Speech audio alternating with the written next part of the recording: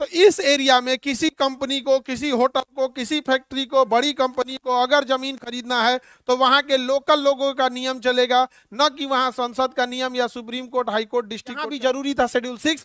पिछले 4 साल से सोनम वांगचू यहाँ आर्टिकल शेड्यूल 6 मांग रहे थे कि हमें भी शेड्यूल 6 दो, कि जब तक हम परमिशन न देंगे कि कौन सा पहाड़ खोदना है, कहां पे माइनिंग करनी है, कहां होटल बनाना है, कहां इंडस्ट्री बनाना है, यहाँ सेंट्रल का नियम नहीं चलेगा, शेड्यूल 6 चलेगा। 4 साल तक उस इंसान की। नमस्कार, जय हिंद दोस्तों। मैं आज आप लोगों के लिए खान सर का एक और नई धमाकेदार वीडियो लाया हूँ। इस वीडियो में खान सर ने बताया कि जो हिमालय पर्वत है उसने हमारे पूरे भारत को ठंडा से बचा के रखा है। उनकी जो अहमियत है हमारे जीवन के आधा से भी ज्यादा काम वही करते हैं। दोस्तों, अगर हिमालय पर्वत जगह से हटा दिया जाए तो सारे लोग मर जाएंगे ठंड के मारे, कोई तो खड़े खड़े शायद जम जाए। तो इसी बात का चर्चा रणछोड़ दास चांचड़ किया था। दोस्तों, मैं आप लोग को बताते चलूं कि जो 3 इडियट मूवी आई थी उसमें रणछोड़ दास चांचड़ का शूटिंग जो किया था आमिर खान, तो उसमें यह बताया गया था, लेकिन उनका बात का कोई वैल्यू ही नहीं देता। तो दोस्तों, आगे की क्या सच्चाई चली इस वीडियो में देख। कोई बात नहीं सुनी। और यहाँ पर खनिज संपदा, नेचुरल रिसोर्सेज बहुत ज्यादा थे। इन लोगों का कहना था कि हमारा संविधान में हमारा विदोहन कर दिया जाएगा, बड़ी कंपनियों को भेज देंगे, हमारा जनसंख्या कम है तो संसद में हमारा प्रतिनिधि नहीं रहेगा, कहीं हमारी कोई बात नहीं सुनेगा, तो हम तो बर्बाद हो जाएंगे। तब अंबेडकर साहब कहे कि ना ना ना, बर्बाद नहीं हो गया। शेड्यूल 6 मतलब अनुसूची 6। शेड्यूल 6 में कहा गया है कि जो जो राज्य शेड्यूल 6 में आएगा, असम, मेघालय, त्रिपुरा, मिजोरम, असम, मेघालय, त्रिपुरा, मिजोरम, असम, मेघालय, त्रिपुरा में, तो इस एरिया में किसी कंपनी को, किसी होटल को, किसी फैक्ट्री को, बड़ी कंपनी को अगर जमीन खरीदना है तो वहां के लोकल लोगों का नियम चलेगा, न कि वहां संसद का नियम या supreme court, high court, district court का चलेगा। वहां के लोकल लोग अगर इन्वायरमेंट क्लियरेंस देंगे तो चलेगा, अदरवाइज में नहीं चलेगा, सिस्टम पार देंगे।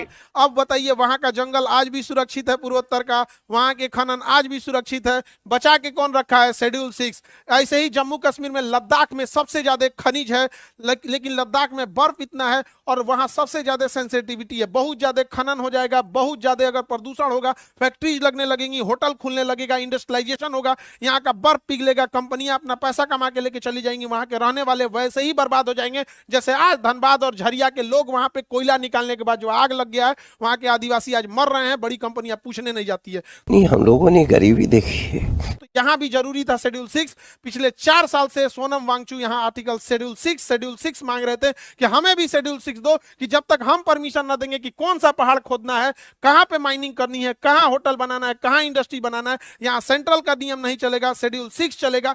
4 साल तक उस इंसान की कोई बात नहीं सुनी। लेकिन अगर नेपाल में प्रोटेस्ट हुआ तो वहां के बच्चे भी थोड़ा उग्र हो गए, उन्होंने भी प्रोटेस्ट किया, उनके ऊपर वही धारा लगा दिया गया जो आतंकवादियों के ऊपर लगता है, नेशनल सिक्योरिटी एक्ट, काट के जयपुर की जोधपुर जेल में रख दिया गया। हम भीड़ तंत्र वाले लोग को कोई मतलब नहीं बना है कि वो इंसान इस देश के लिए क्या किया था। वो इंसान इस सेना को ठंड में रहने के लिए टेंट दिया था, जहां सेना का नेटवर्क नहीं चल रहा था, दुनिया में पहला लाईफाई बना के दिया, वाईफाई नहीं लाईफाई बना के दिया। बस करो आप। बस क्यों कर रहे हैं, जब हमारे पास कार है वो भी थार है। इतनी ज्यादा इनोवेशन किया, उसके ऊपर 3 इडियट मूवी बनी है। 3 इडियट मूवी में जो वहां पर रणछोड़ दास छांचड़ बना होता है आमिर खान, वो कोई और नहीं, वो सोनम वांगचू है जो आज जेल में है इस भीड़ तंत्र में। समझ आ गया? एनएसए लगा, कहां चल गए? खत्म कहानी। क्या मांग रहे थे? शेड्यूल 6। क्या गलत मांग रहे थे? आज देखिएगा बर्बाद हो गया। शेड्यूल 6 में न रहने का नतीजा देखिए, 800 किलोमीटर लंबी अरावली पहाड़ी को अब काट दिया जाएगा, क्योंकि कहा गया है कि जो पहाड़ियां कम ऊंची हैं उन्हें काट दिया जाएगा। अरावली पहाड़ी जो है वो 93% ऐसी पहाड़ियां हैं जो 100 मीटर से कम नीची हैं। संसद ने कहा है कि जो 100 मीटर से कम नीचे है, जो 100 मीटर से ऊंचाई कम है, 100 मीटर का मतलब होता है, आपका समझिए कि 3 मीटर का एक तल्ला होता है, 3 मीटर का एक तल्ला, यानी 30 तल्ले से नीचे जो पहाड़ होगा, तो यार भैया वहां तो दुनिया की सबसे पुरानी पहाड़ है, 2.5 करोड़ साल पुरानी पहाड़ है, वहां पे उसके 93% पहाड़ों को काट दिया, पहाड़ को काट दिया जाएगा, क्योंकि शेड्यूल 6 में नहीं है।